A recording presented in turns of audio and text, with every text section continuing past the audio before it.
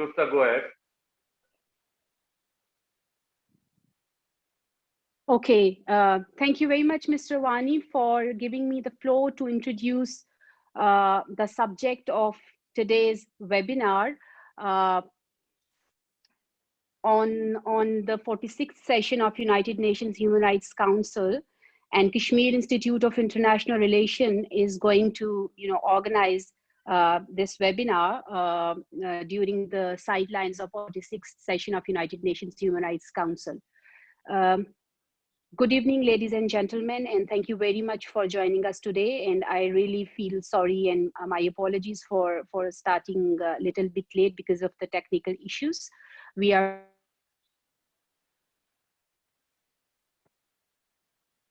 Voice is lost, Shagufta. Hello, Shagufta, we can't hear you.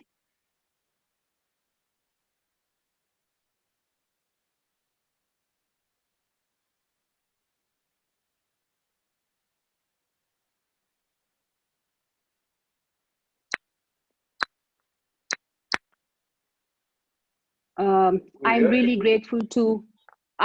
grateful to all the panelists, speakers, and ladies and gentlemen for joining us today. This webinar is actually going to address the miseries and plights and the sufferings faced by the children of conflict. And the decades of conflicts have left Kashmir completely devastated, its population profoundly and violently affected, and its future, what we say and what we can see during the current circumstances, is entirely bleak. Besides consuming Kashmiris 3 generations, the long drawn conflict hangs like a sword of Damocles over their heads. The life of Kashmiris is sadly crippled by protracted, a long-standing dispute. After the passage of 73 years, Kashmiris find themselves trapped in the vortex of violence. Apart from uncounted deaths and destructions, violent conflict has created a humanitarian calamity of widening proportions. Systematic violence and state repression have inaccessibly affected and impacted every segment of society. The fact remains that no facet of life in Kashmir has been left unaffected by the brutal war that India has imposed on it. However, being a vulnerable segment of society, children in Kashmir are worst victims of direct and indirect forms of violence and brutality.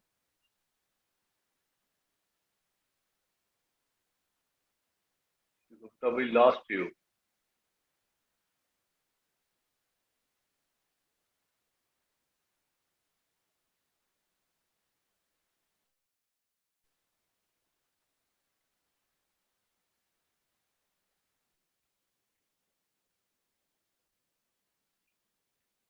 Indelible imprints of conflict on their memories and thoughts. Born and brought up in violence, this generation finds itself exiled in their own homeland. Sense of insecurity and fear of being killed, humiliated, and harassed by the Indian troops outside, children of Kashmir have forced them to remain inside and thus homebound. The atmosphere of violence has virtually robbed them of their childhood activities and cherished memories. Grown up witnessing nothing but sounds of bullets, pellets, gunshots,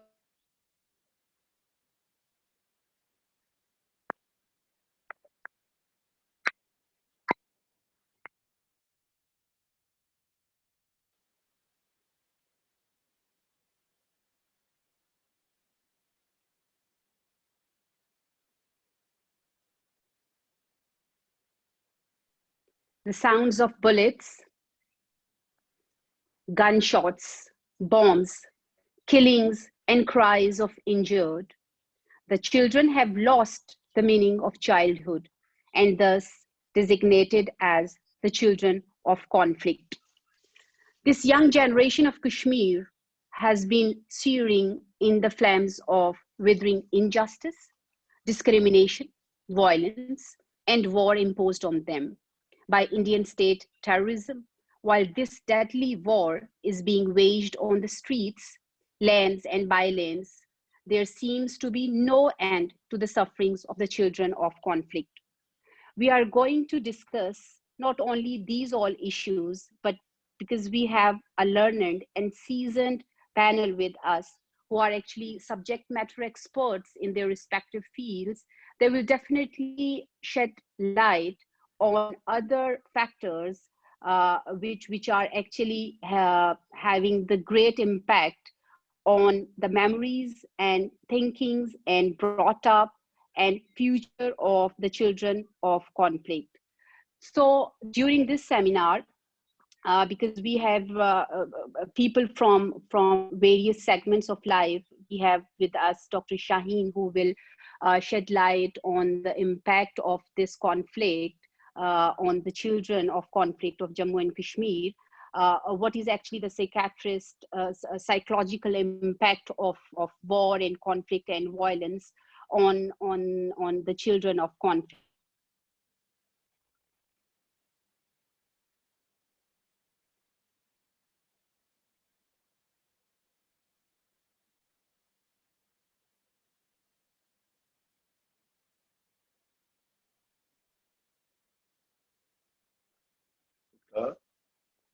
Hear you.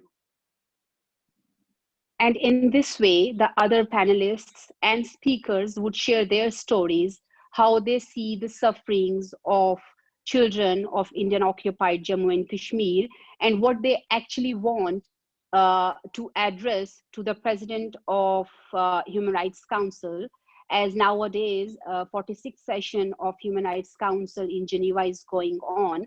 So through this seminar, which is organized by Kashmir Institute of International Relations in collaboration with World Muslim Congress, today they have the platform to address directly to the President of Human Rights Council. So this is actually the overall concept note of this webinar, what actually we are going to discuss during the session. But definitely each speaker would come up with his or her intake, and will definitely share how they see actually through the prism of this very issue. This is what all about the subject matter, and now I am requesting Mr. Wani to continue the proceeding of this webinar, because there is some technical issue over here also. Maybe you people are not listening me with my video images. So very quickly, I'm giving floor back to Mr. Wani for further proceedings. Thank you very much, Mr. Wani. Thank you, Professor Shugufta, and thank you all panelists. As Shugufta has introduced the subject, on the sidelines of 46th session of Human Rights Council, we are organizing this webinar because it was not possible for all the participants, and the physical participation in the Human Rights Council is not possible. So we are doing all interventions as well as sideline events online. So council will be online, so this is in connection with that. So this today's webinar, which we are conducting on the stolen childhood and victims of state terrorism in Indian occupied Jammu and Kashmir. This idea came to me. We compiled a report recently on the stolen childhood. It's a big report, and it covers all the issues from what has happened in Kashmir during the last 3 decades of conflict, especially on the children, how it impacted their education, their social trauma, and health, and their belonging to their family. So, before giving floor to our worthy panelists, practitioners who are from different fields, I would like to introduce the direct children of conflict, a child of conflict, whose parents are in jail, not for the months, but years. Now, his father, Dr. Qasim Faktu, who is in jail for last 28 years, and so his mother, Utmasya and Rabi Sagar, she's also in there. Ahmed bin Qasim needs of no introduction. Everybody knows him, but he will come up with stories, and with his story, the practitioners can come to know what actually is happening to the children in Kashmir, how childhood of the victims is in Kashmir, in occupied Kashmir, and whereby we can get the suggestions and recommendations from the experts like Dr. Shaheen and Dr. Barrister Nida, Daniela, and other practitioners of the field. So straight away, I'll go to Ahmed bin Qasim. Ahmed, floor is yours. Assalamu alaikum everyone, and am I audible? Yeah, So thank you so much for having me first of all in this webinar. I see Alhamdulillah people who have been working for the cause for a long time, including Altaf Ani Saab. So when you talk about this whole idea of children of conflict, I mean, you talk about any child in Kashmir, it's absolutely impossible and impractical for them to not be affected by occupation. So, occupation is not just on the roads. When you talk about occupation, you don't just talk about the military that is out there, but occupation does intervene and interfere in the most intimate and the most private spaces in our lives. So when I was 2 months old, my father was detained, and I don't have any memories of that day naturally. I was just 2 months old, but my mother tells me that I was in his arms at the moment, and they snatched him away from me. And ever since that day, the only time I've seen him has been in prison. And then all I had with me was my mother. She was the one who raised us. She was the one who looked after us. She was the one who did everything for us that we otherwise expected a father to do. So my father was part of the resistance movement. He was part of the movement for self-determination. He was part of the movement against Indian occupation, and so was my mother. So after father's detention, all we had was her, and then she was detained too. So in Kashmir, we have all already heard of this term called half widows. I mean, it signifies women who do not know whether or not their husbands are alive. So they live in this situation where they don't know whether they should accept this reality and they should accept that their husbands won't return, or should they keep on waiting.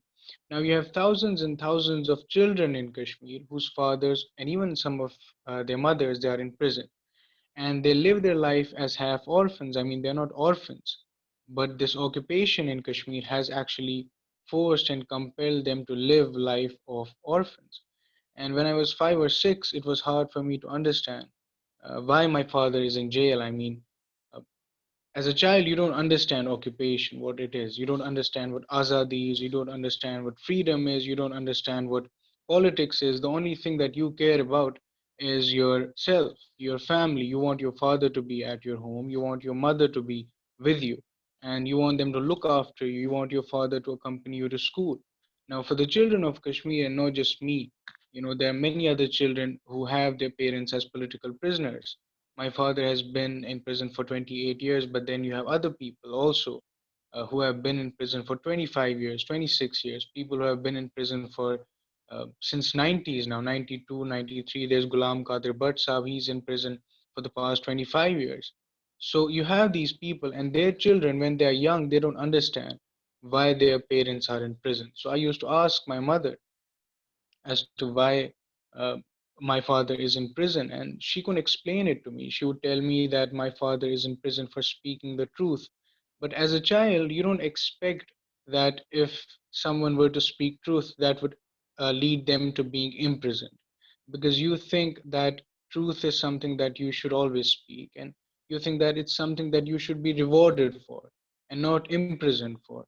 So you have all these people in Kashmir who have been in prison because they said what is. I mean, Kashmir is an occupied territory, and if you just say it in Kashmir, this is enough for you to be called an extremist, a terrorist, someone who is all these names, all these labels that have been invented by the Indian state and its media. So I would ask my mother why our father is in jail, and she would tell me that he was jailed for speaking the truth, but it did not make sense to me as a child. So my brother would then tell me that he was jailed for not doing his homework, because that was the only thing that would make sense to me. I was like, okay, this is something that's wrong. He shouldn't have skipped his homework, and that is why he is in prison.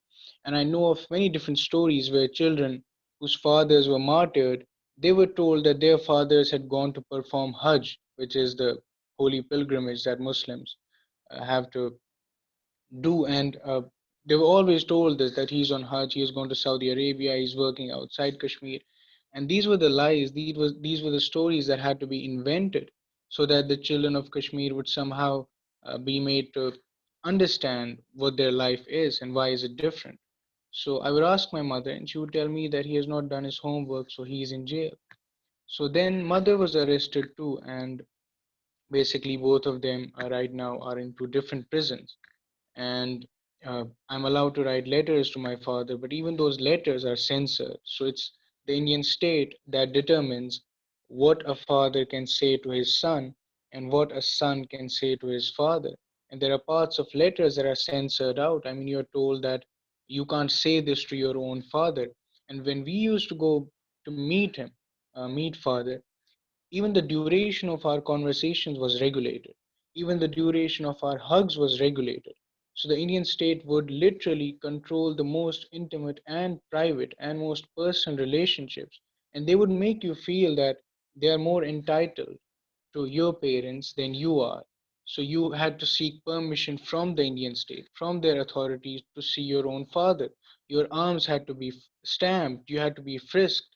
And when I was 6 or 7 years old, it was also humiliating. I mean, these occupational forces, they would run their hands throughout my body just because I wanted to see my father. And I was told that they had to check if I was clean, if I was not carrying something that they felt could not go inside prison. So this is how life is for children. I mean, my parents are in prison, but there are so many different children whose fathers have been martyred. So I have this small hope that I can speak to my father, that maybe someday things change, someday we have freedom, someday he comes home. But then there are children in Kashmir who don't have this hope. See, I had prison to go to. They have to go to graveyards because their fathers are not there anymore. So they don't even have this small glimmer of hope that I do. And it's very important for us to understand, therefore, that when you talk about Kashmir, or when you talk about when I was in Kashmir, and I would always find people who had greater stories of sufferings to tell. And this is how it was always. I remember my mother would make me befriend children of martyrs so that I understand that I was not the only one who was suffering. There were children who were suffering much more, and she would always tell me that you should befriend this boy whose father was not alive anymore because he was killed by the Indian state. So, when you talk about children of Kashmir, therefore, their idea of what is normal and what is not normal has gone through a radical change. I mean, they don't think of normal the way children outside Kashmir do. They have been forced and compelled to live a life where they don't associate happiness and joy with things that children outside Kashmir do. I mean, see, talk about education. Education is, of course, a fundamental right. But we have had our children who were going to school and they were killed while they were going to school. So in Kashmir, you have children carrying coffins more often than they do school bags. And you have fathers carrying coffins of their own children because that child was going to school and he was killed. So it's very important for us to understand, therefore, that the children of Kashmir, they have, alongside the women of Kashmir, borne the greatest brunt of occupation because as adults, as mature people, for example, right now, I understand what is occupation and what we are fighting for, and that my parents are not in prison for no reason. Because when you're a child, you think that jail is a place that is reserved for criminals. You think that it's reserved for murderers. You think that it's reserved for those people who do all sorts of evil things. But in Kashmir, you'll find the best of people either in prison or in a graveyard. So this is a bitter reality. We have had the best of our people, they're not with us anymore because the Indian state will not tolerate any person who envisions or imagines a Kashmir that does not recognize Indian sovereignty. And it's very important for us to understand, therefore, that the children of Kashmir, because when you're a child, you don't understand things, so it's very difficult for them. We had this picture of a child last time whose grandfather was killed. Now tell me, how is it possible for him to understand why his grandfather was killed? It doesn't make any sense to him. He cannot even understand why it happened. Now I can understand it because I have witnessed occupation for all these years of my life. But when I had not actually acquired this sense, I couldn't understand it, and it was psychologically very traumatizing for me and for all the children in Kashmir.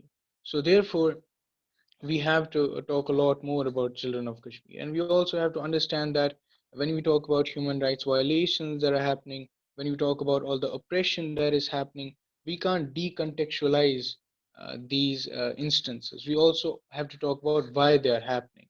So the people of Kashmir are not uh, demanding self determination because India is oppressing them.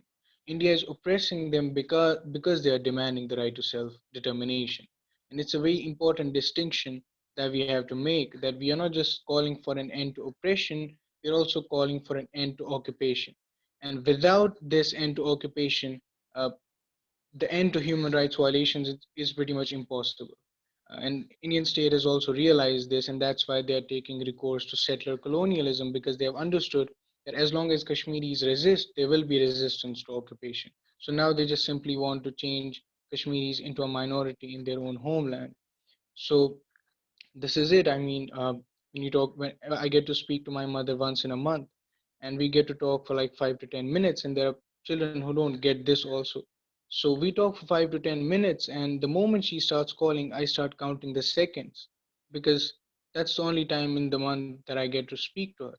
And I don't know whether I should talk to her or I should start counting minutes. The call is about to end. So this psychological cost of occupation, it's huge, and every child in Kashmir has paid it. They pay it for every single day of their lives.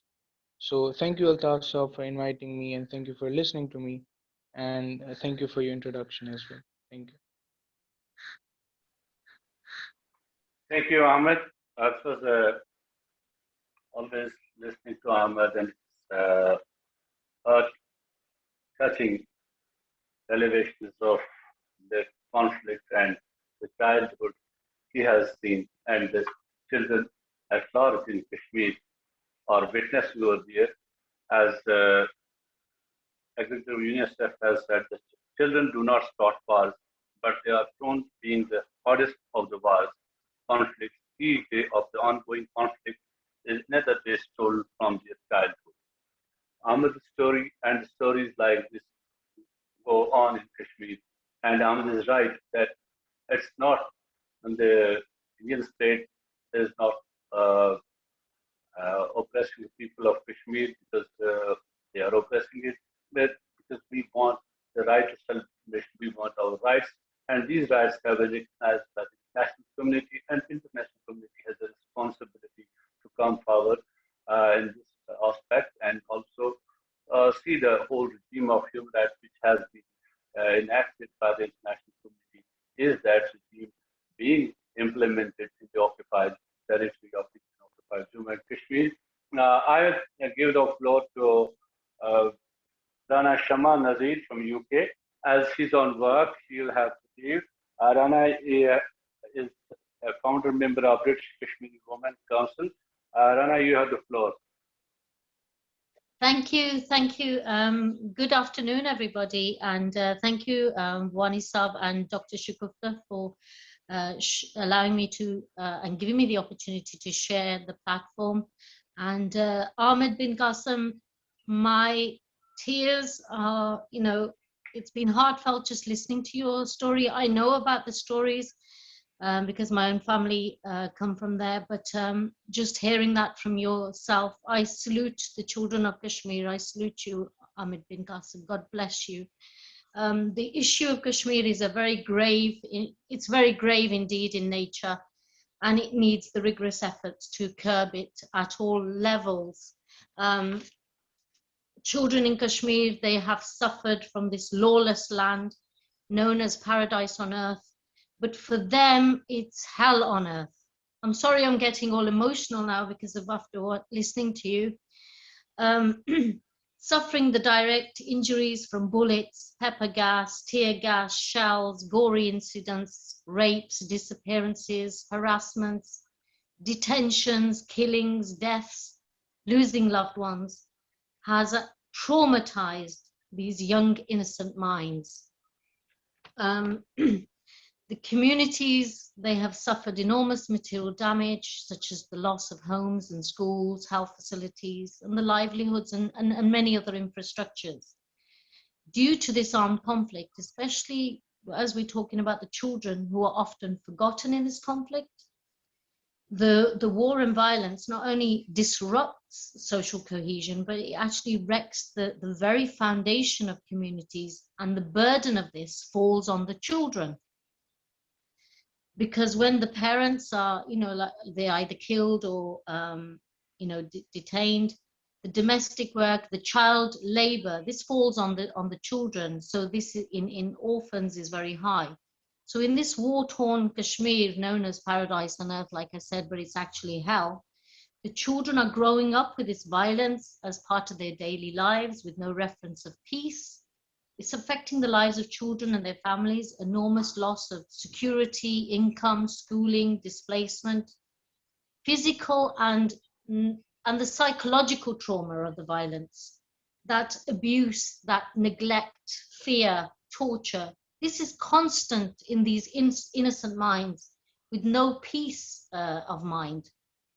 And we know, like in a country like which I live in, UK, the children who face this type of abuse and neglect appear to be associated with increased mood disorders and anxiety problems, like PTSD, like post-traumatic stress disorder, or obsessive compulsive disorders known as OCD.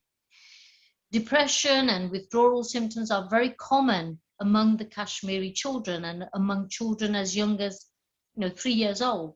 This condition worsens, and this has a detrimental effect, major impact on the survival and the development of the mental health and overall well-being of children and adolescents with social disruptions. And these children, like bin Qasim, these children are growing in these harsh environments with feeling of anger, mistrust, helplessness, humiliation, like you said, and insecurity, and they're witnessing these kidnaps, these rapes, and this abuse. And the other thing is the confrontation with the security forces. Now, most schools are situated by checkpoints and camps, and this creates that threatening atmosphere where you've got bombing and shelling, crossfires, like you spoke about the little child who, watched his granddad. This will shape and form them into angry adolescents who sometimes have to become the breadwinners. And due to their loss of their parents, their fathers, their elder brothers, it has an impact on their health, mental state of mind and body, malnutrition. There's, like bin Qasim mentioned, there's denial of love and affection. So it's an unhappy environment. There's no empathy, there's no happiness. It's surrounded by darkness of war and conflict.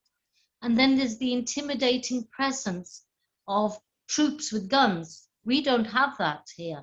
There's the fear for their families. Each child is worrying, even though they're children, they're worrying. So there's no life whatsoever. And the negative effect this has, even for girls, I know the parents would not enroll their daughters to school. So that stops their education there, as well as their sons, who go missing, and there's that fear. So this ongoing sort of turmoil has taken like a paradigm shift when children and adolescents start to express their aggression. You probably have seen at schools and colleges where they're pelting stones and bearing that risk of getting injured, beaten, or even shot. And it's indescribable levels of frustration and anger among the trauma generation, who have hardly seen a minute of complete peace or tranquility in their lives. Their loss of childhood, which should be, freedom for fun and playing games, and instead they are tense, they're stressed.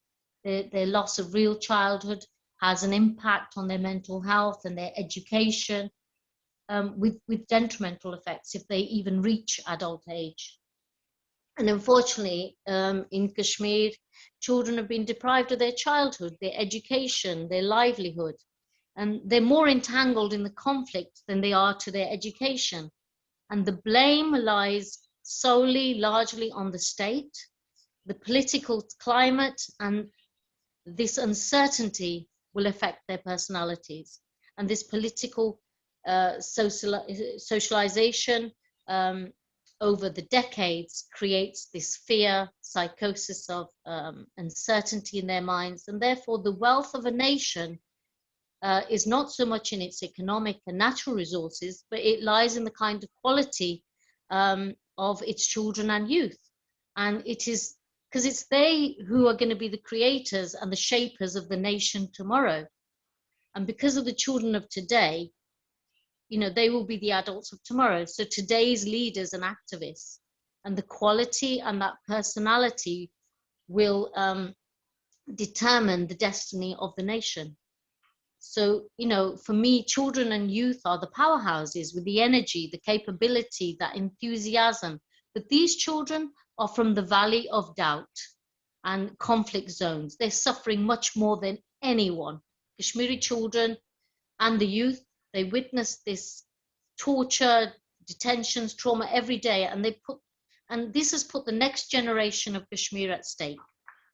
And while the children in other parts of the world are enjoying the privileges of being children, Kashmiri children have been robbed of their childhood, treated like criminals. The ill behavior towards Kashmiri children, it has ruined them physically, mentally, as well as psychologically, affecting their behaviors. And this is through no fault of their own, and they're lacking that mental skill that will facilitate their growth.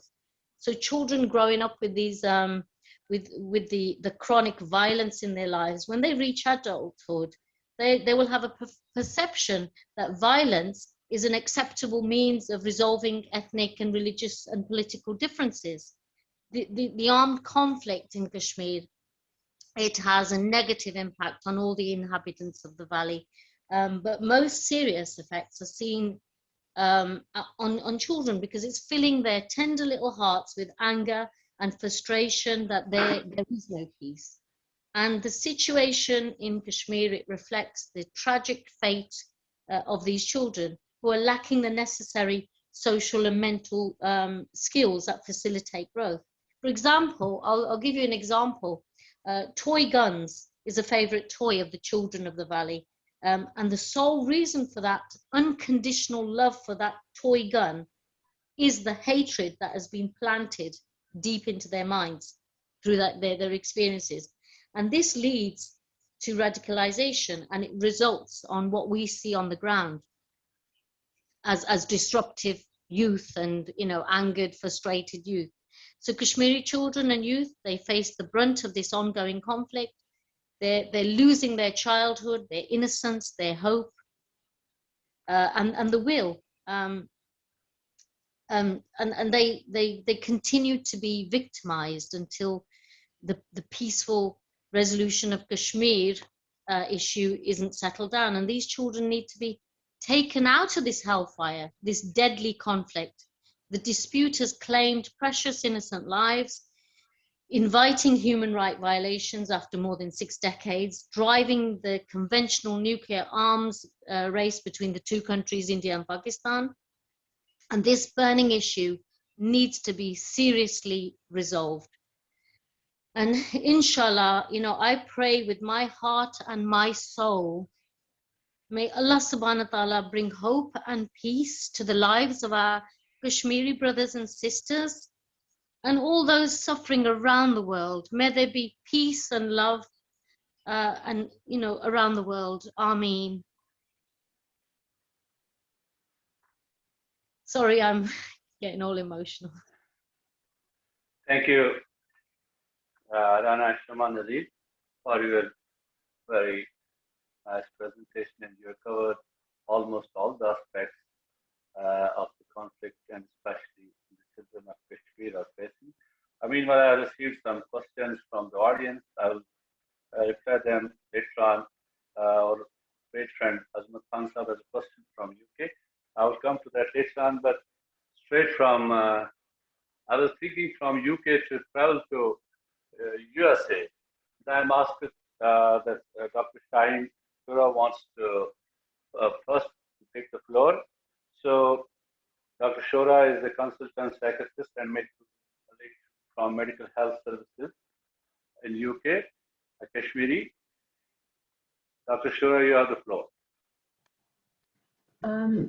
Thank you very much for inviting me and giving me the opportunity to share the platform with this distinguished panel. Did you want me to answer the question, or you just wanted me to sort of give some thoughts on the topic, Altaf Saab? Some thoughts on the topic, and later on if we have some questions on it. Okay. So I was born and brought up in Kashmir, just to give you a little bit of my own background. And I was a teenager when the recent conflict started towards the end of 1989, beginning of 1990, when I was finishing school. So I have got lived experience of some of the things already discussed and those that were shared by Rana and earlier on by Ahmed. I'm here really as a mental health expert. My background is a consultant psychiatrist, and I work in mental health services in the UK. So I'll keep this overview really focused on mental health, but obviously in the context of Kashmir and how the children in Kashmir are affected by the backdrop of really a conflict that's been going on for the last 73 years or so. So Kashmir is a very, very beautiful place. And as you can see, I've chosen my backdrop, which is actually a picture from Kashmir. And when I was choosing the pictures, I thought what would be appropriate. So it's a picture perfect place. And then you have, you know, the conflict, the violence, the bloodshed, the atrocities, the human rights violations, all of that happening. And hence the clouds that you see looming sort of behind the majestic mountains that we have in Kashmir. And then when we speak about children, so children form an important part of any society, any nation. And what is unique about children is that they get affected in many unique ways when they live in a conflict zone, which, you know, for today is Kashmir. So just to give you a little bit of the context, for normal development of a child living anywhere in the world, you need some routine, you need a structure, you need sense of security, you need sense of safety, you need a sense of trust, and you also need healthy recreation. Unfortunately, each and every aspect of what I have said is important for normal development is affected. Not just by the mere fact of living in a conflict zone, but how does that affect everyday life? So I'll break it down into sort of different sections. So Kashmir sees successive lockdowns. So lockdowns can be physical when you are under curfew. Lockdowns can be temporary measures when you're prevented from freely moving around. There could be, you know, barbed wires, for example, put on the streets. You could be stopped and frisked. So all of these things sort of are the physical consequences, and they therefore have an impact on your sense of security and safety straight away, and also on your sense of freedom. Then you have infringement on things that are seen as very basic facilities in today's day and world, and I mean access to the internet. So if you know, since 5th of August 2019, Kashmir witnessed one of the longest complete internet shutdowns, right up until 5 months or more, when they had no access to the outside world, through the medium of internet. And that has a direct impact on the children's development because they, are not able to access anything that they need for their education. But also, this was a different type of lockdown because the children weren't going to school. So this huge disruption, which started on 5th of August 2019, for one reason or the other, continues till now. So the children in Kashmir in the last year and a half, believe it or not, have only gone to school for less than 2 weeks towards the end of February, beginning of March, before another lockdown, which was the COVID lockdown, started. So COVID lockdown affected the entire world because it was a pandemic, but it affected Kashmir again in a very unique way. Because apart from the social distancing, the restriction that you had to be at home, schools were closed, obviously in line with the guidance that comes with COVID-19. The rest of the world very quickly moved on to online learning or virtual classrooms. This never was possible in Kashmir because even, by March, April 2020, when the pandemic started, all that the Kashmiri children had was access to a very limited internet called 2G. So 2G is a facility. When I speak to the children, family and extended family, they say that they can hear the teacher on the telephone. They can't see the teacher. They can't see, the board, for example. They can't see the screen that's shared. So you are even crippling them and crippling the opportunities and stifling even access to formal education further because of these additional pressures and these additional restrictions that are there in Kashmir. And it's only in February, just really at a couple of weeks ago, that the internet has been restored, but obviously the schools haven't opened yet. So there is completely no normal schooling since August 2019. So this has a direct impact on the children's emotional development, children's physical development, their abilities to normally socialize with other children of their age group. But from a mental health point of view, the impact that it has on their development, on their psychological well-being, on their mental health is colossal. If I just, begin to say the increase in the number of children comparing to 2016 and 2019, there was a survey done by the Institute of Mental Health and Neurosciences in Srinagar, which is the capital of Kashmir. And the number of children treated in the psychiatric ward between 2016 to 2019 had almost doubled from 17,000 to 30,000. And this is pre-August 2019, the figures that I'm telling you. But since then, there has been a alarming increase in the number of children presenting with anxiety, with depressive disorders, with post-traumatic stress disorders, with increased panic attacks, with increased behavioral problems, and most worryingly, with increased suicidal tendencies or actual attempts of self-harm.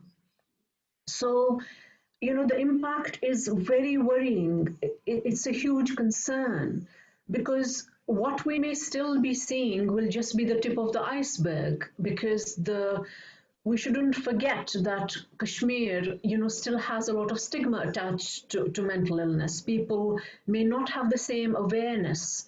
They may not even have a same access to resources because, again, the resources with regards to mental health are quite limited. So for the entire, population, we have fewer than 60 psychiatrists who actually are generic. There isn't anything like a specialist, child psychiatry or, child mental health facility that's available. In 2016, there was again a piece of research done by Institute of Mental Health and Neurosciences along with ActionAid. And this was done on children between the ages of 13 to 16 years. And what they found was that almost 1 in 10 people, including adults, they had a mental health disorder of some sort. So it could be anxiety, it could be depression, it could be PTSD, it could be panic attacks, all of this. And a very renowned psychiatrist by the name of Arshad Hussain, who was actually part of the ActionAid, said that Kashmir actually is one of the saddest places in the world. So similar to what Rana was reflecting on earlier. So these are very, very worrying trends. And if you look at the mental health disorders in Kashmir in terms of the prevalence compared to, say, if we just compared it to the rest of India, the national average is around 7%, whereas the average in Kashmir is estimated to be over 11%, which again, is huge. But I'm again going back to 2016 when the last, such research was done. Coming back to more sort of recent times, in November 2020, a Delhi-based group, they published data and they actually identified lockdowns as having a profound impact on children's lives. And Lancet, which is one of the British journals, they published an article again in 2020 and spoke about the profound effect that the years of having witnessed violence, bloodshed, detentions, trauma, and years of strife have left, and how it has impacted the mental health of the general population, including children. So we have a lot of evidence. There is no lack of evidence to suggest that the impact on mental health and well-being of the general population, but more so for children, is extremely concerning and alarming. I think the other thing really that's important to talk about, which Ahmed initially pointed to, the number of orphans because of this conflict, especially in the last 30 years or so, we are talking about orphans in excess of 107,000. That number is unimaginable. And how their lives are affected. They are living without a father or a mother, how their childhood is affected, how their personality is shaped. And again, going back to one of the psychiatrists in Kashmir, they have seen that the lives of people in Kashmir are affected, but they affect children in a very different way. Because what they do is that they leave lifelong effects, and they have a profound impact, and very persuasive disorders and persuasive development disorders are happening as a result. So we really are seeing a mental health pandemic in Kashmir, which is impacting everyone, but more so the children. And going back to, if I give you some idea about, the gender effect in this, females and children are predominantly affected by the conflict. There was a mental health survey done in 2015 by a very well-renowned psychiatrist called Professor Mushtaq Margoob in Kashmir. And in that study, it was identified that conflict is the main trigger for mental health disorders. But what they saw in that study was that around 50% of females suffer with depression, in contrast to about 37% of males. And if we talk about anxiety disorders, again, predominantly females, 36% as compared to men, which is 21%. But what's very important is that this figure, if we put it together, actually says that around 86% of the entire female population in Kashmir is suffering from a mental health disorder, and two major mental health disorders, either depression or anxiety, and about 58%, which is more than half of the females, are also suffering from a mental health disorder. So, the impacts are huge.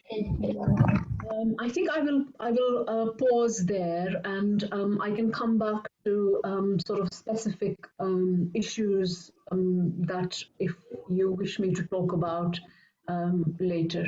Thank you. Thank you, Dr. Shura. You gave us a detailed account of the impact of conflict on the mental health of the children in Kashmir, and also the women population who are suffering from the mental disorder in Kashmir. Very alarming, and in our report we have also given reference to all these things, for which the reports said by surveys conducted by different organizations in occupied Kashmir. Now I will take you to the United States. We have Daniela Khan. Daniela is specialist in Green Alert Cohen at Johns Hopkins. Daniela is a U.S. born then, but married to a Kashmiri, traveled to Kashmir, and has witnessed what Kashmir looks like. Daniela, we would like to have your experience of Kashmir and what you want to say on the children of Kashmir. Thank you. Thank you so much, Mr. Wani, and to KIIR for giving me the opportunity to speak today with these distinguished panelists. It's great to see many familiar faces on here. And I just want to foremost start by saying how much I appreciate this topic because it's so true. The children of Kashmir, of the Kashmir conflict, are often forgotten. And I think echoing what Dr. Nazir or Ms. Nazir said, children, the youth are really key to resolving this conflict, and they are the voices and future for a free Kashmir. And that is why the Indian Army and government has made it a point to disrupt and disempower children and their livelihoods as much as possible. Essentially, they want to discourage them from engaging on the Kashmir issue, as well as prevent their access to a fair education that would allow them to contribute back to Kashmir's society and economy, thereby forcing them to set aside their pens and face unemployment and poverty, or worse, leave Kashmir to find work opportunities elsewhere as they grow up. And that's all part of this broader scheme to carry out an ethnic cleansing of Kashmiris. And also echoing what Dr. Shura said, the ability for youth to pursue their studies has continually been disrupted by the Indian government's communications restrictions and allowance of only 2G internet for significant periods of time. And access to high-speed internet is a human right, and yet it was denied for months on end until very recently. I have talked to countless Kashmiri students who are suffering from high rates of depression and other mental health issues due to the inability to complete their studies or study effectively with these added challenges. And pursuing one's education should not be such a challenge or source of stress for any child, period. In addition, constant hartals, curfews, killings, and crackdowns by the Indian Army have led to the frequent closure of schools, which has further impeded the ability for children to consistently attend classes.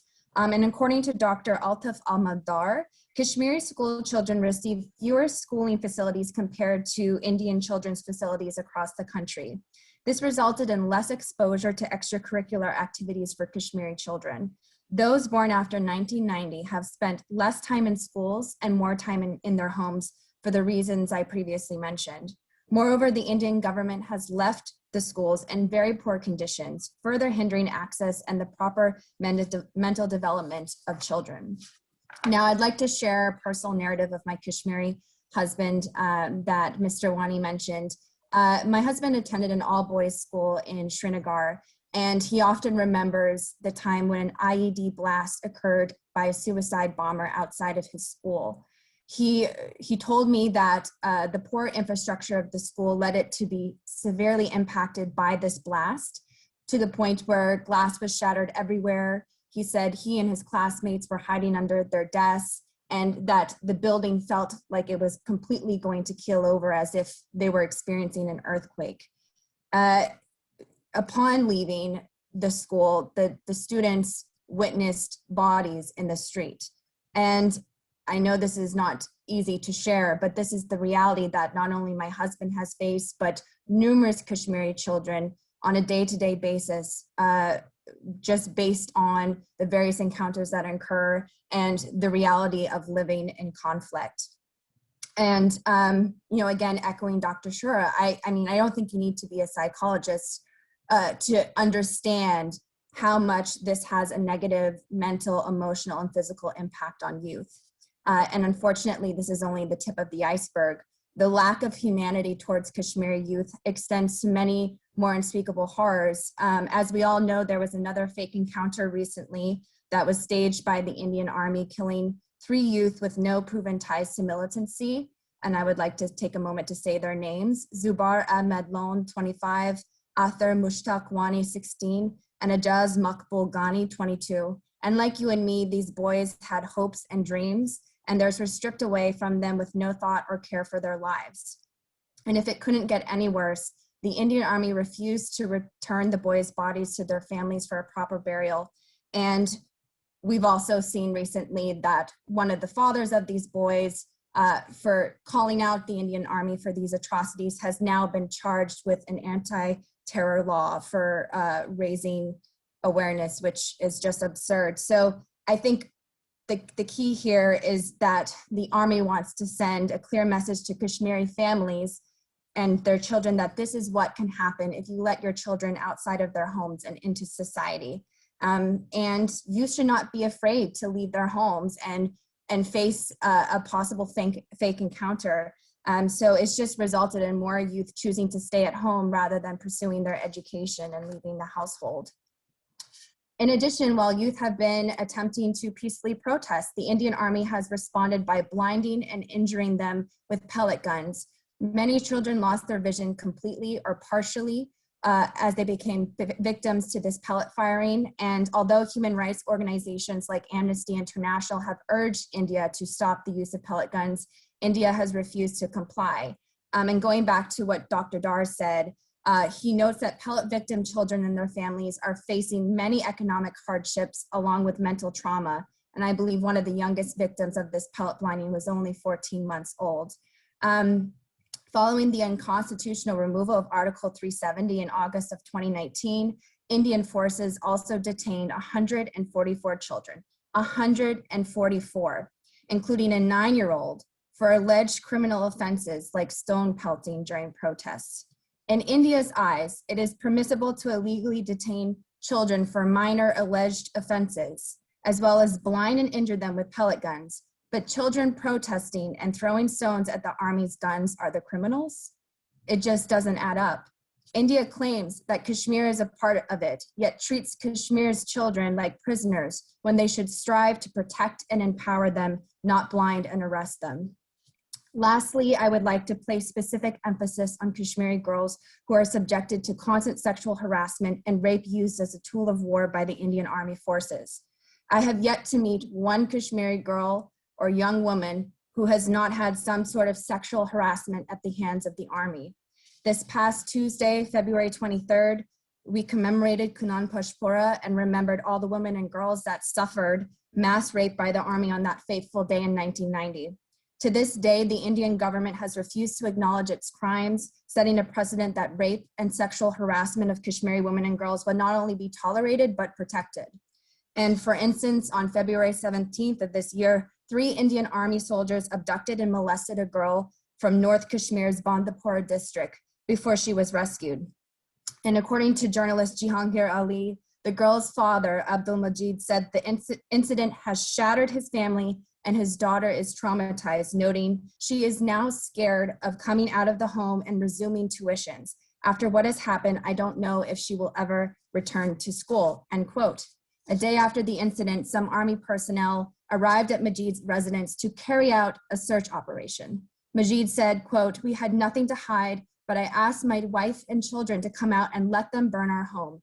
They were trying to pressurize me to withdraw the case, the FIR," end quote. So again, this just speaks to the immense psychological tactics, intimidation tactics used on Kashmiri children and their families to further isolate them and push them away from entering society. And, you know, for all the reasons that I've identified in my remarks, Kashmiri youth feel little motivation or hope for their futures in Kashmir. And that is exactly what India wants in this sophisticated process to dehumanize Kashmiris and carry out an ethnic cleansing of the region. And without Kashmiri youth voices at the table and encouraging their contributions to society, it is just increasingly difficult to ever achieve peace and stability in Indian occupied Kashmir. So to conclude, I strongly urge the UN Human Rights Council to take this issue seriously. You know, in all my other webinars, I've been continuing to encourage, you know, the US to work with Pakistan to firmly address this issue, and also in coordination with the UN Human Rights Council, and hopefully, you know, some firm action can occur, because the time for discussion has long passed. You know, we need tangible solutions. Thank you very much. Thank you, Daniela. You just spoke on all the aspects, and especially you brought up the issue of rape in Kashmir and also the rape encounters in Kashmir, and also stressed for the need to come up with solutions now. For the solutions, I would like to request Nadia Salam, Barrister Nadia Salam, what are the legal solutions available to the people of Kashmir and the victims of Kashmir? How can we bring the perpetrators to justice at international level, as we have failed to do it at the local level, because we exhausted all those resources at local level. But the Indian judiciary, as you know, has is hand and glove with the established military and all others, and we do not expect justice from them. How to bring these things at international forum? Best Nadia Islam. I would like to say thank you, Mr. Wani, for this invitation, and Dr. Shugufta. It is my privilege to be here today. The everlasting scars of deadly conflict is never ending. The innocent children in occupied Kashmir are most effective victims of barbarity, aggression. Pellet bullets were used on them. Besides them, that chemical weapon, enforced disappearances, rubber bullets, gas shells, assault rifles. So I strongly condemn, I utterly condemn these violations of human rights. In the recent verified report of the United Nations, the killing of children during joint operation of the Central Reserve Force, police force of India was hilarious from all perspectives. Children have been detained by Indian security forces on fabricated name of the national security. Children in Jammu and Kashmir are living in the most militarized zone of the world, with the presence of 7 lakh troops, which exposes them to the risk and its violations of the human rights of children. Children in Kashmir are witnessing 2 types of violence. The first type is when they are directly affected by killing, torture, unlawful arrest, and the second is when they see their family suffering. I strongly believe that children cannot lead a normal life from all perspectives. Very importantly, I would like to mention here that Kashmiri children only witness sounds of guns, bloodshed, unlawful killings, illegal detentions. Hundreds and hundreds of Kashmiri children have been killed by fascist Indian army during last 3 decades. After the recent revocation of special status of Kashmir, police Indian forces have detained almost 144 children. Then petition was filed by an activist, and Supreme Court of India asked the Jammu and Kashmir High Court to assist. And then 4-member of Juvenile Justice Committee was made to look after the matter, especially in relation to the detention of the children. Whatever is happening in Kashmir at the moment is the violation of human rights declaration. It's the violation of international law. Besides that, it's a violation of Geneva Convention, humanitarian laws. India is violating the clauses which they are signatory to, and the situation in occupied Kashmir is becoming worse day by day. Children's rights have long been focus of international concern. United Nations, League of Nations, Geneva Declaration of the Rights of Children, Universal Declaration of Human Rights, 1948 I'm referring to, in relation to the protection of the children, especially Article 1 of Convention gave a very clear definition of a child, which the world has recently witnessed when a minor was seen sitting on the dead body of his grandfather. His right to live with dignity and his right as a child was infringed by Indian security forces. Besides that, from a legal perspective, Article 3 of the Convention very, very beautifully articulate the principle of the best interest of the child. So I strongly believe that a child growing up in a conflict zone is not in the interest of the child, and India is in a breach of an international commitment. Article 19 is at the core of the Convention, which clearly places a duty on a state parties to make sure child must be protected from physical and mental torture, from maltreatment, from negligent treatment and exploitation. Imagine a child who was born and raised and witnessed the guns, violations of human rights, unlawful killings, detentions, rape of the female members of the family. I strongly believe that his or her right to be protected from mental and physical torture was infringed, and for that India is responsible. Article 28 straightforwardly states that concerns in relation to the right of education, which we have witnessed from different reports, from different videos, that how a right to have an education was infringed in occupied Kashmir of the children. Article 38 clearly states a prohibit on the involvement in armed conflicts. Article 4 on the Convention of the Child Rights specifies that state must ensure the fundamental rights. So I think as India is a signatory to all of that conventions, treaties, and statutes and protocols, and India was in a breach of that from all perspectives. As an advocate of human rights, as an advocate of the protection of human rights, and quite passionate about the rights of children and women, I strongly believe that India should be prosecuted at an international court for the violations of human rights, for the breaches of human rights, because I think it's enough. As I am from Pakistani part of Kashmir, I remember my childhood, how autonomously I was having a beautiful childhood. I exercised all the rights from all perspectives in terms of education, in terms to have a good lifestyle. And when I compare the people from occupied Kashmir and the stories that are quite horrific, and I strongly believe that India should be prosecuted at an international level, because these breaches, these violations are not acceptable in today's time and age.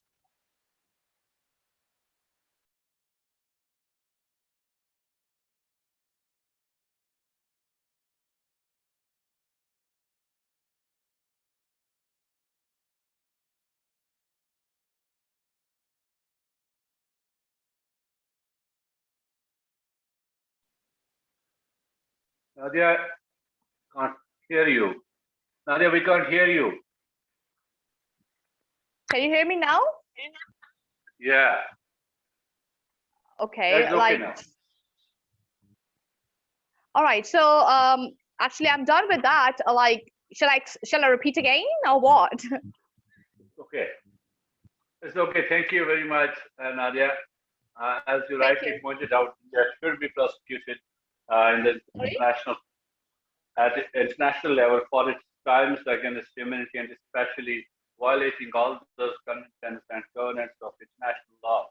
As recently a report by UN Secretary General on the children in armed conflict, UN verified 25,000 grave violations against children around the world from January to December 2019. The six main violations against children in armed conflict identified by the UN Security Council are killing and maiming, recruiting and using children as soldiers, sexual violence, kidnapping, attacks on schools and hospitals, and denial of humanitarian access. And if we look at the Indian occupied Kashmir, all these six violations, 6 points which were elaborated by the UN Secretary General, the Indian Army is engaged in all these kinds of violations in Kashmir, and also the Secretary General has identified that Indian forces were involved in killing and maiming of Kashmiris and recruiting them as child soldiers, and sexual violence and kidnapping them, and attacks on schools and hospitals. We know all that. I have an expert on international law, and after that we have two gentlemen who have practiced the international diplomacy and are currently working on the human rights front also. We will go to them at the end. But I have from UK, I will go to Italy. Mariana Zaka is also a human rights defender and international human rights law expert. Mariana, you will add to the discussion what are the measures we should take in order to make India accountable. Thank you so much, Mr. Wani. As always, it's a pleasure for me to speak on behalf of Kashmiri people. And as you know, but probably someone who's watching us doesn't know, I'm a long friend of Kashmiri population, and I have been studying this issue given that I am a human rights activist. As my today colleagues have largely and greatly exposed before, Kashmiri people are facing a long history of siege and curfews, but since August 2019, those policies of siege have been worsened by the Indian occupation, and today we are focusing on the issue of children.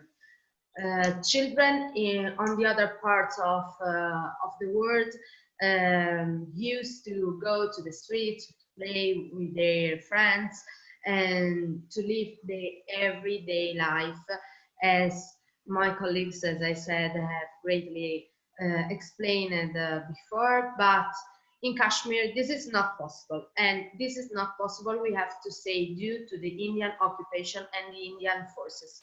We have said lots, we have heard lots of witnesses about this. We have heard lots of sad histories, stories of sadness of children that haven't been able not only to attend schools, but also to play with their friends and to live their life in a normal life, as probably most of us had the luck to do. Instead, Kashmiri children suffered the impact of war in their childhood. Why this? First of all, we have to underline that we are dealing with one of the mostly militarized areas of the world. Throughout the years, Kashmir have seen a 3-time higher presence of troops than Afghanistan or Iraq have seen. Moreover, in August of 2019, all of this turned into a nightmare. For the reasons that we have largely analyzed. And so children faced a very bad situation without any kind of freedom. But what I want to underline is what children have seen with their eyes. They have seen their parents being arrested and beaten by the Indian forces. They have seen their mothers being objected of the sexual violence by the Indian forces. And on the other hand, they have also been subjected of unlawful arrests, the large use of violence, Children have also been victims of persecution,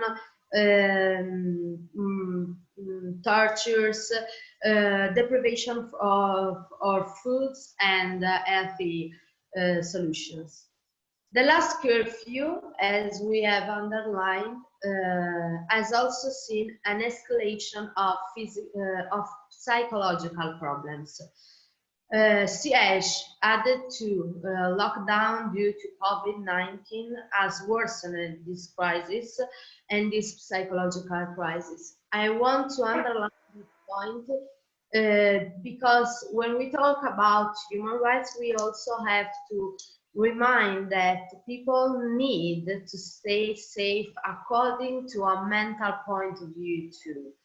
The lockdown in Kashmir has turned into a psychological crisis. We do not have the specific data of people suffering from mental issues and mental health disease. However,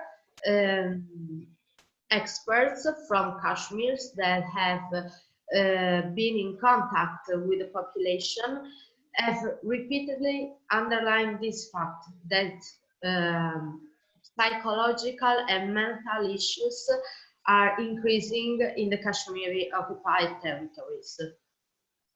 Furthermore, as my colleagues have explained before me, Kashmiri children are facing many restrictions, not only on the freedom of movement, but also on many other kind of everyday life, such as the right of education and the right of health. Moreover, they are facing body violence, illegal detention, extrajudicial executions. So every kind of violence that is imposed against adults in Kashmir is also imposed against children. However, this is a huge violation of human rights, and I would like to say that yes, there is always a way to get a redress for the human rights violations. First of all, we are dealing with an occupied territory. So the occupying power, in this case India, has to fulfill and to respect the international law and the role of human rights. Moreover, when we are dealing with a siege or a territory militarized and military occupied, we are dealing with a territory that by definition is isolating physically, psychologically and electronically. That it's exactly what is going on in Kashmir. In Kashmir, children are physically isolated by the Indian forces. They are territorially isolated. They are psychologically isolated because they are suffering and they cannot get any kind of help. And also they are electronically isolated due to the internet, to the many internet lockdowns. Anyways, in this case, India has to respect the law of armed conflict.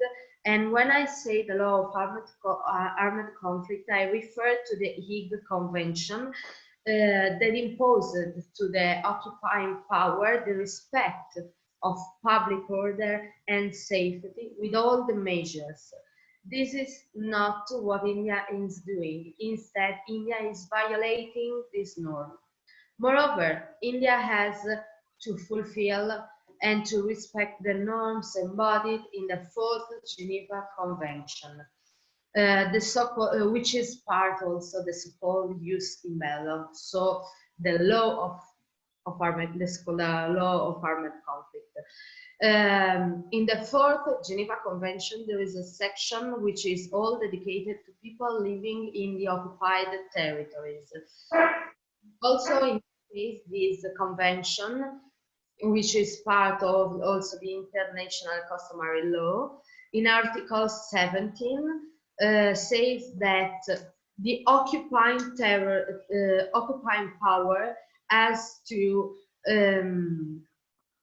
respect certain categories, and certain categories are entitled to a special treatment, such as people wounded, sick, infirm, aged person, but also children and maternity cases through local agreements.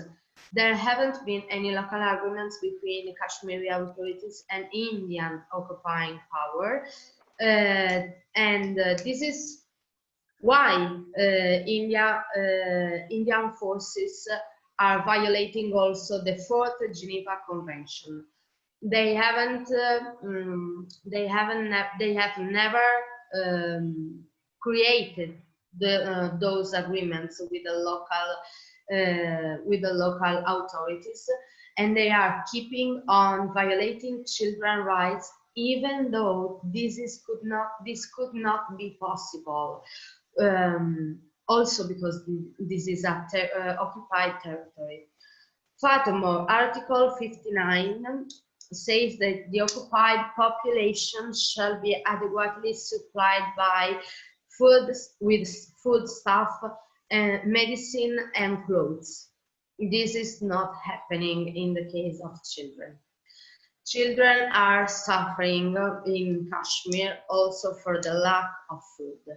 Starving is illegal according to international law and to the use in that law.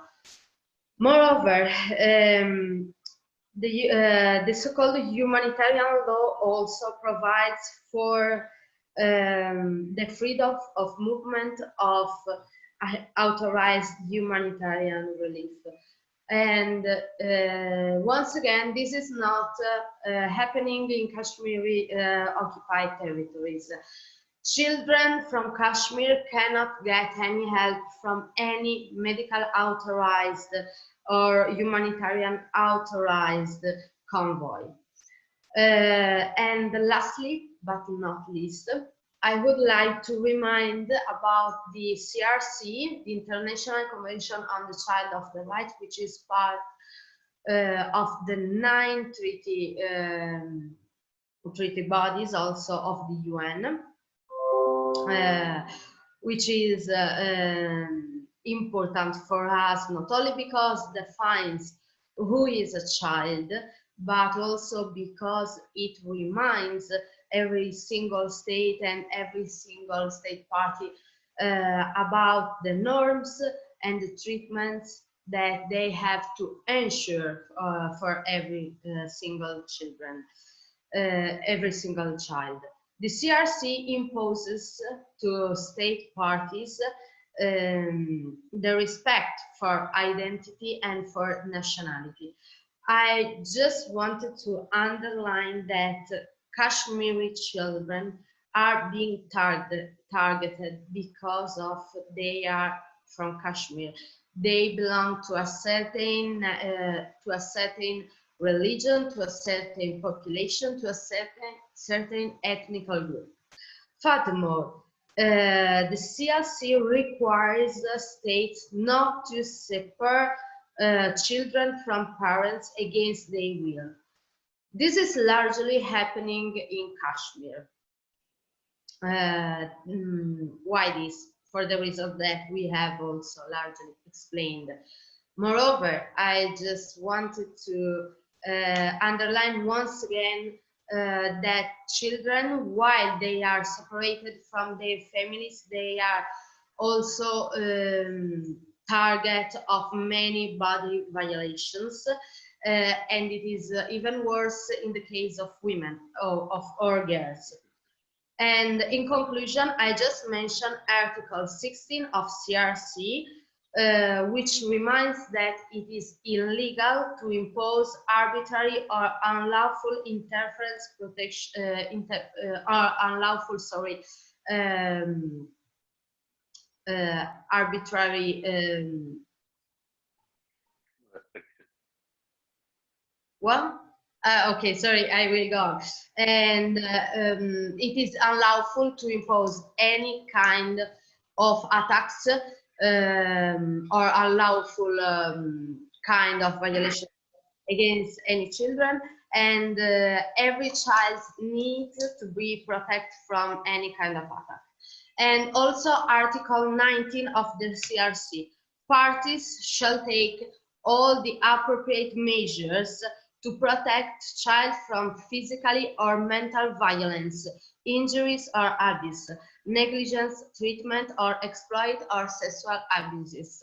So given that this is a side event of the UN, I would like to urge the Human Rights Council to take any step for protecting children. And also, I would like to ask to the Indian government to let international visitors and UN ambassadors and UN experts to enter into Kashmiri territories, so to have a direct experience and so to have reports and so to have much more witnesses of what is going on. Also because children need to be protected and we need to stop these violations right now because children will suffer for all day life for those violations. So thank you for giving me the floor, and I hope you have heard what I have said because my connection here is a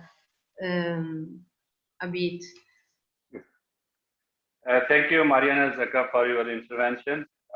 Good, I think you just the UN and India to allow the UN Commission of Inquiry into the occupied Kashmir to take note of the situation over there. We are honored to have Ambassador Dr. Hussein bin Saad. He's from Lebanon. Ambassador Saad, you have the floor. Please, we'd like to hear from you. Yes, thank you very much for the invitation.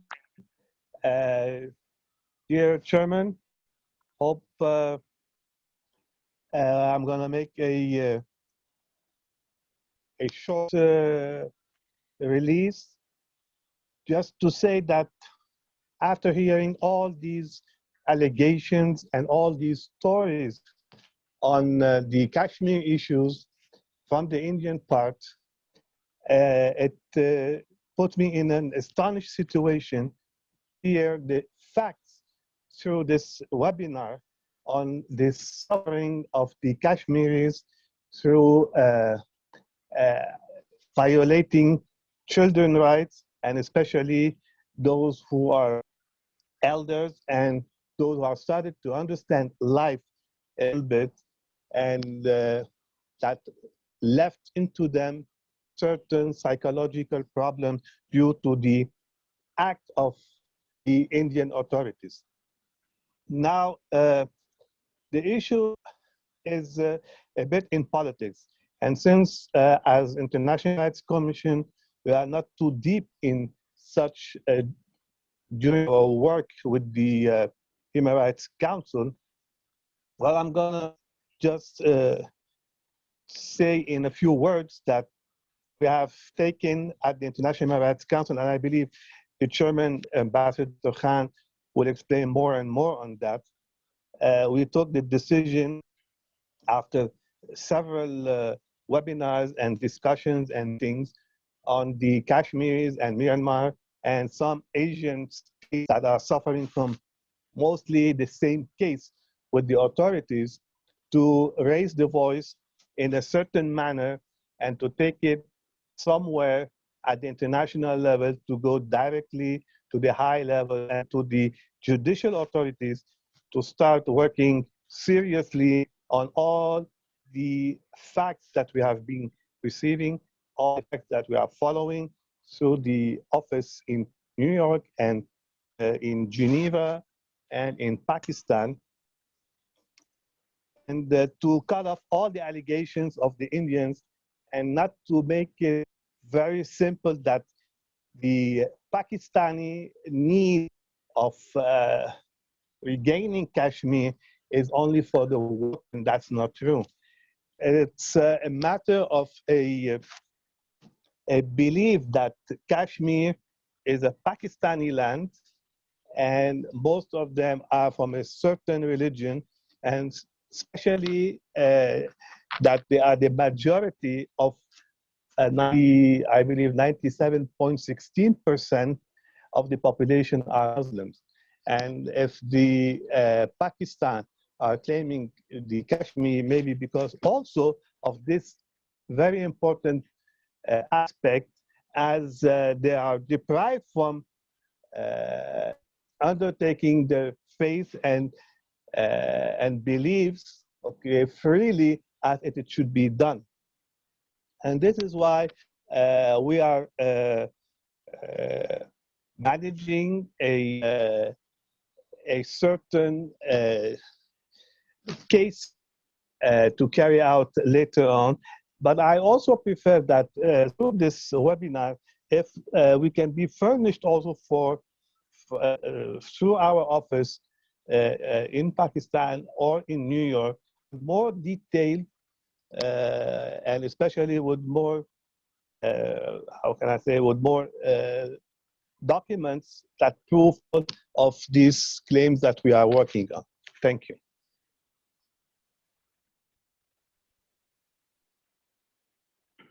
Thank you, Ambassador, for your intervention.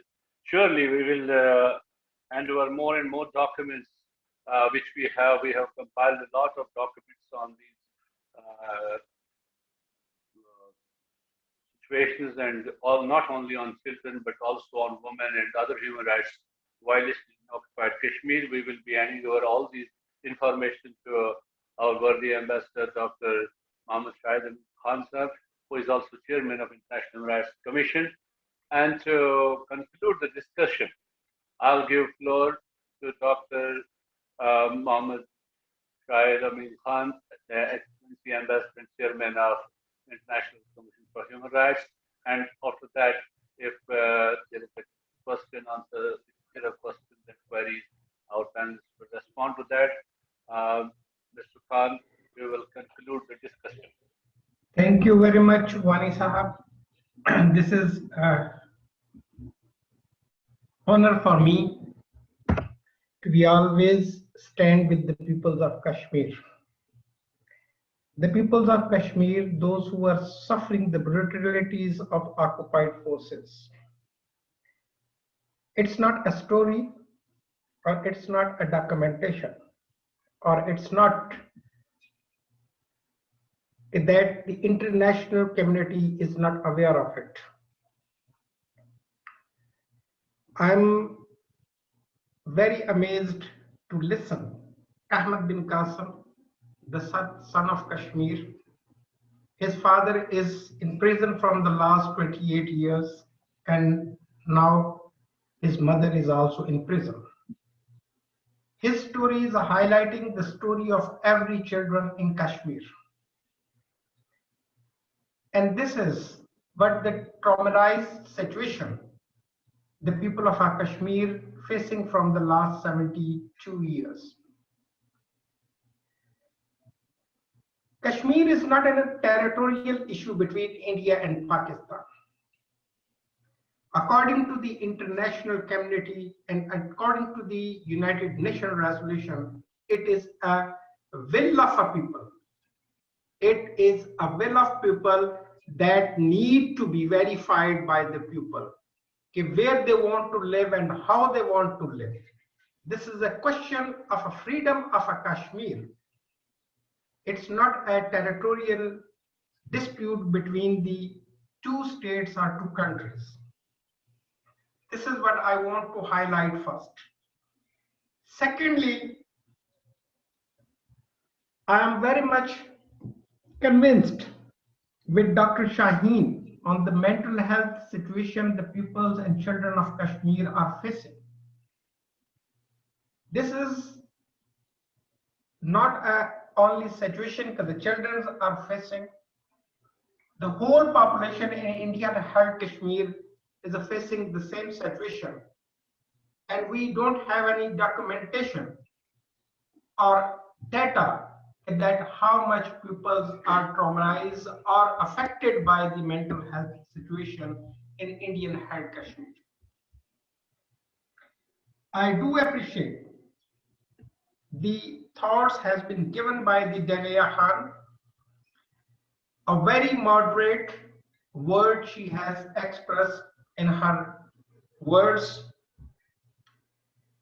Nadia Saleem has given the highlight on the convention and international laws which dealt with the situation like in Indian held Kashmir.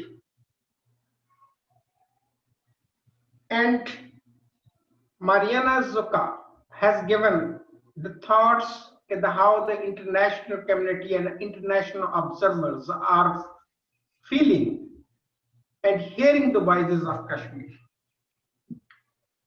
If we are talking about the international conventions, whether it's a CRC, whether it's a Geneva Convention, whether it's a convention on the armed conflict, whether it is a right of education, whether it's a protection convention to protect the children's rights, there are numerous instruments. None of that instrument has been enforced, implied, or respected by the Indian government. If we are looking towards children in Jammu and Kashmir are living in the most militarized zone in the world, with the presence of 700,000 troops, which expose them to the risk of all 6 grave violations against the children as laid out in the United Nations Convention on the Rights of Child. This is the situation. Human rights are violated. Children's rights are violated. Women's rights are violated. Civic rights are violated. And still we are talking about that what the Kashmiris should do. It should be a question to the international community. They should do something. If they are leaving this question answered by the Kashmiri peoples, then the situation will be more worsened of the region, not only between India and Pakistan, but the situation for the whole Southeast Asian will be worsened. Because if the Kashmiris are going to answer, then there is no such kind of a peaceful movement. Then there will be a conflict, a full armed conflict, civil war into the region, which will put all the international actors into the crisis. I don't know why the international community is not getting a lesson from the Syria. I don't know why they are not getting the straight answer and their attitude in Yemen. Palestine is a foremost also a very biggest issue on the rostrum of international community. Western Sahara and Kurd are facing the same oppression and prosecution by the state's authorities. And we are still finding a solution. Solutions are already laid down. The international community must come forward to ask the India to stop the brutality against the innocent peoples of Kashmir. Stop the violation which they are doing, murdering, raping the innocent kids and women of Kashmir. Stop the traumatized situation what the Indian forces are doing with the people of Kashmir from the last 72 hours. International community and the people of Kashmir and the all organizations, those who are advocating for the people of Kashmir, they should join hand and go into the International Court of Criminals to put the India before the justice. International Human Rights Commission has done it a lot for the peoples of Kashmir for the advocacy, but this is not the answer. The one of the audience has given a question, Azmat Khan, why the All Parties Hurriyat Conference, Pakistan government, and the AJK, Azad Jammu and Kashmir government is not doing campaign for the peoples and all atrocities done by the Indian government and forces. And why they are not highlighting the political prisoners situation and arbitrary detention in the United Nations Human Rights Council and ICC. What the AJK government is doing, and this is a very valid question, and we don't have the answer because nobody is doing nothing. Everybody is getting their price on the cost of the situation of the human rights Kashmir in the region. Nobody is doing anything. I'm sorry to say, to admit this fact. The people of Kashmir are paying the luxury and all international politics done into the region. India is the biggest economic market. This should be, we understand this question, and no international actor, those who then call themselves champions of human rights, will not destroy that market for their interest. So what is left for the peoples of Kashmir to do? How they can get out from this trauma and this genocide-like situation? Do we are saying that this is not a genocide? It's a human genocide which is happening on the soil of Kashmir. Let it be said that from the lockdown, 144 children faced the detention, arbitrary detention. Look at the situation that the children in Kashmir having a witness of a two-type violence. The first type of violence, they are directly affected by killing, torture, arrest. The second is when they see their families suffering. The first, torture, killing, rape, brutality, genocide, murders. And the second, the effects, as the Dr. Shaheen said, the mental illness. Because they are looking the sufferings of their own peoples, own loved ones, and still international community is silent. Why the CRC is not having a power to call on India, to put India onto the trial? Why the United Nations is still silent on this issue? Why the European Union is not taking the side of a people of Kashmir? When we will end this double standard with the peoples of Kashmir? Brutalities are on their extreme. Let us to do some coordinated effort, Wani Sahab and all my respected panelists. Let us not to talk and to take some actions. This is a high time for the peoples of Kashmir, because the both sides has claimed their part to be there in their pockets. So this is what I want, that we have to be act wisely to protect the peoples of Kashmir, especially the children, an innocent future. They are a victim of this whole our political games, and we should not allow anyone to do this with the peoples of Kashmir.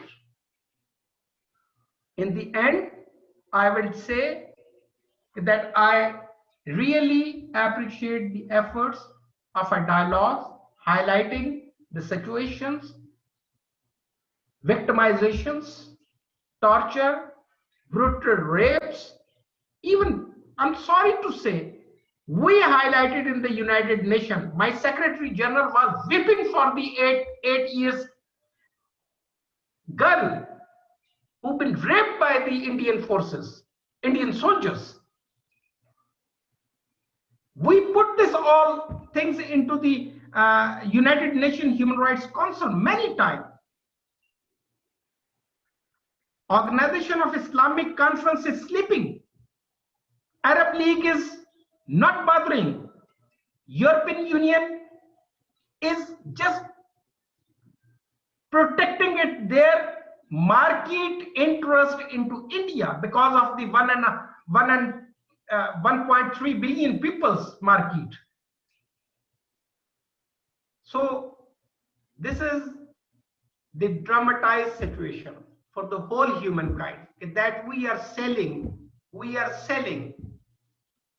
the genocide just for getting reversal money and market for ourselves. Sorry. So let us coordinate the practical efforts. If we want to help the people of Kashmir, let us coordinate. Call on all Kashmiris group in Pakistan, in Pakistan side of Kashmir, Indian side of Kashmir, and Kashmiri diaspora outside of the other world. Coordinate the effort. Put the case in front of the ICC. Let the India to be held accountable over there, so that the Kashmiris should get benefit to stop these brutalities by the Indian forces quickly. There is no other way that Indian people can be getting their rights and getting out from this traumatized situation. Thank you very much for listening me. Might be I am going far from the thoughts of my panelists, my respected panelists, but I have no words, no more words, that we should make it clear with our conscience and with the conscience of world, enough is enough. Act now, or if you're not acting now, then the game is over in Kashmir. And that's mean to putting the whole subcontinent on the verge of collapse. Thank you very much, ladies and gentlemen. Thank you, Ambassador, for your very thought-provoking and strong word statement. No doubt all these webinars and conferences which we organize, these are to ask for your collective wisdom and then coordinate the things how we can move around. And we appreciate your efforts which your organization has been doing over the years in New York, Geneva, and other places. And it's true that the world has not acted swiftly, but we can see the human rights regimes that, as I can see, as a human rights activist like you, I could see the human rights organizations around the globe, what they can do, they can name it, and they can issue the statements, they can document the things, despite the India's reluctance to give them any access to territory. They came up with powerful reports, be that Amnesty International, be that Human Rights Watch, or other international organizations. And also we have seen strong statements from the international organizations, the Human Rights Council. And recently we have seen the statement, the reports from OHCHR, and also during these 2 years, I could see the at least nine of the communications by the UN Special Rapporteurs to the Indian government on the different subjects, the way the Indian government is doing occupied Kashmir, be that it was the communication blockade, be that it was the lockdown in Kashmir, or the sufferings of women, children, and other human rights violations which Indian forces are put in Kashmir. But unfortunately, the world powers, as you said, are more involved in their economic interests, and by that, if Kashmir is left unresolved and neglected, it will push this region towards very devastating consequences, and that could be devastating for the international peace and security. Before I give the last comment to Dr. Shaheen Shora, I would like to answer the question from Azmat Khan Saab. As he said, I heard this sad story of Qasim, and I am familiar with the mother's recent imprisonment, but can I ask where is Qasim now? What were the charges against his father's imprisonment 20 years ago when he was convicted? Was there a fair trial? Has there been a challenge to the convict? Why APAC people in Islamabad do not undertake the international campaign against the political prisoners? Why does the Pakistani state not challenge? And many, all these questions Dr. Azmat Khan Sahab has posed. Dr. Khan, I'll tell you that Dr. Qasim, like Qasim Pokhtu, like all all others. We have seen the case of Afzal Guru, we have seen the case of Maqbul Shaheed, and now we are seeing the case of Yasin Malik and others framed by NIA. Qasim Faktu was also way back. He was to a conspiracy implicated in a murder of human rights defenders, which when Qasim Faktu was not in the state, he was framed for that, and then he was sent to jail for life imprisonment, despite all those judicial measures which the family could take or the lawyers at the bar association could take. They took it, but Indian judiciary was, the Indian government was there to send him to the life imprisonment, and 14 years after, internationally life imprisonment, 14 years after, but in Kashmir, they say life imprisonment is life imprisonment. That means he will remain in jail for whole life. That is the Indian definition of this law, which is not at international, which is in contravention to the international law or international humanitarian law standards. So the people have started, and we have taken this matter time and again. The UN Human Rights Council, we talked about it, we made statements on it, we have submitted statements to the council, and all that is being done. But at the end of the day, human rights machinery don't have the teeth. It is the big powers who have the teeth to bite, and unfortunately, those powers are serving their economic interests. So everybody is doing his bit, but we have to do more for that. Dr. Shura, you want to add something? Yeah, just I wanted to really conclude firstly by saying that I want to salute the courage, the resilience, the bravery and the strength of the parents of the children of the conflict of Kashmir, and the children who, despite bearing so many traumas, are still trying their best really to do well in their studies, to contribute to society, to be able to really excel in different fields. But the reality is that the repeated trauma, the repeated violence of living in a conflict zone, in a war zone, has left long-lasting scars for their entire lives.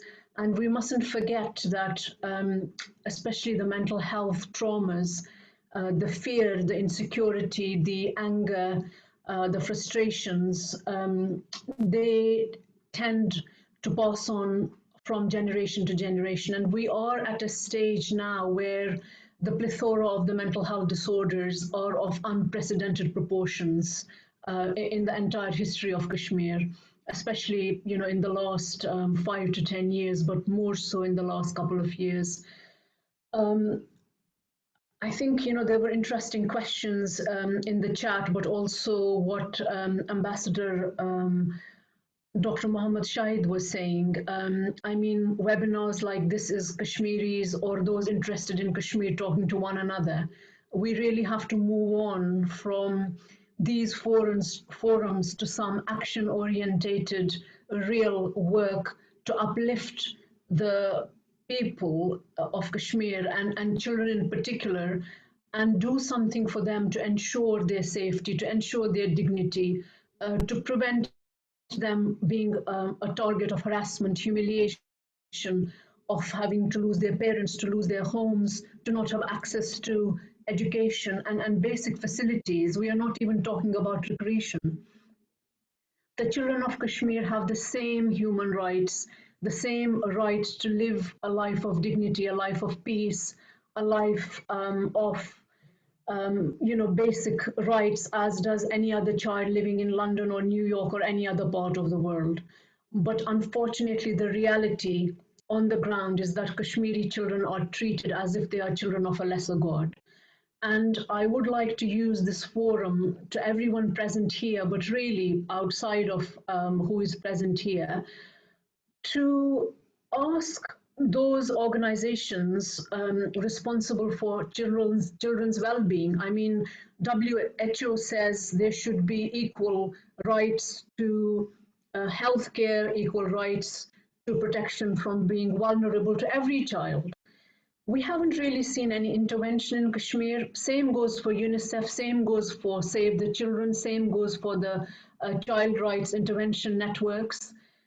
It is high time that some action is taken at an international level to make a positive change to the lives of hundreds of thousands of Kashmiri children who are bearing the brunt of this conflict.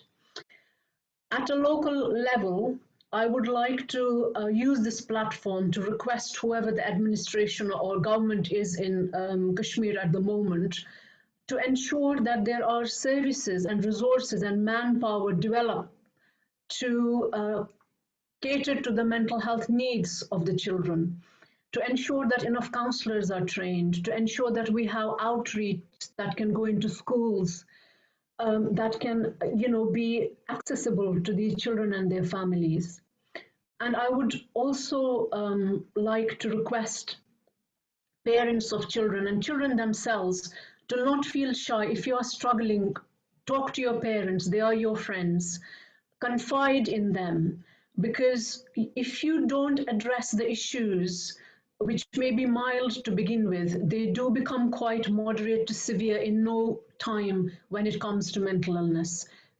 People suffering with mental illness and children going through these different traumas, be it anxiety, panic disorders, behavioral disorders, they need a lot more support at the family level, at the school level, at the healthcare level. So everyone has to work together, but something needs to change.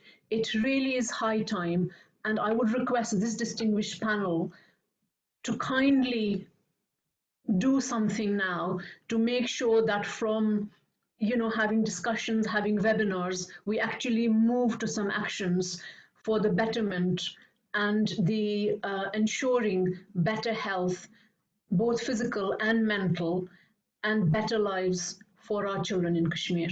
Thank you.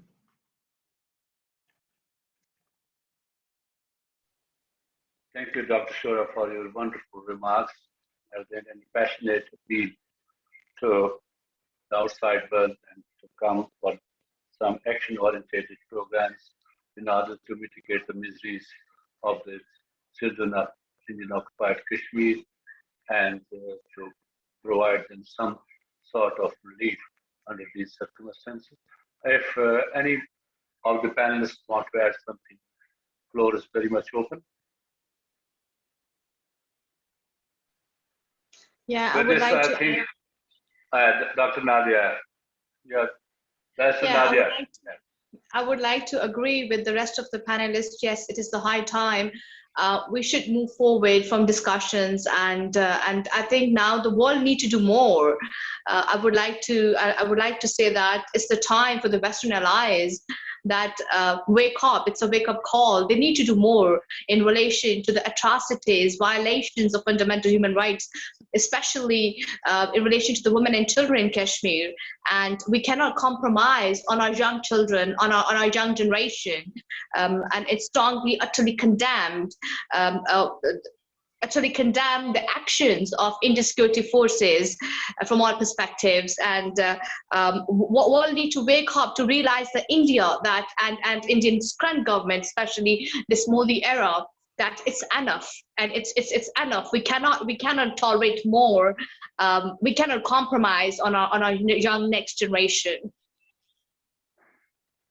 Thank you, Nadia Salam. As it is duty of, I think, those people, especially people like you, Dr. Shora, Daniela is doing, and all the people and the overseas, to sensitize the Western public, this civil society in the Western countries about these issues, because they're more concerned about these issues.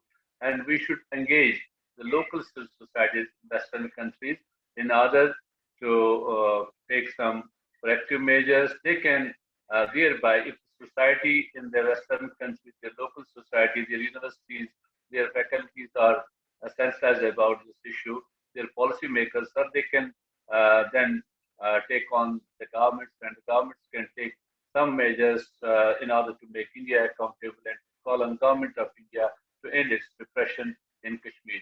But it's really that we should not talk among ourselves on these issues. But while talking, we find some things which for the future, as many of the suggestions which came from Dr. Shoraj, Shama, Nadia, and Daniela and others. These are the crux of this debate, and we will take these with us and will, wherever we have our chance of intervention, we will make our interventions at that level and put forward these things to the policymakers at local level in our civil society, and will always try to disseminate this information and your views at the international level also. Thank you all for this long and marathon webinar, for your patience, for being with me for a so long time. Dana Shaman Aziz Sahib is there, Sital, Daniela is there, Nadia is there. Thank you all. Both Thank you, Allah. Thank you very much. It was pleasure. It was pleasure to be in this debate with such a significant and experienced and the panel of exposure. And it was great learning for me as a young generation as well. Thank you. Thank you so much. And your efforts will always be remembered in relation to the Kashmir issue in Pakistan and in West as well. Your efforts will be remembered from generation to generation. That I can assure you. Thank you. Thank you so much. Thank Thank you, you, everybody. Thank you. Thank you so much. Thank you, everybody.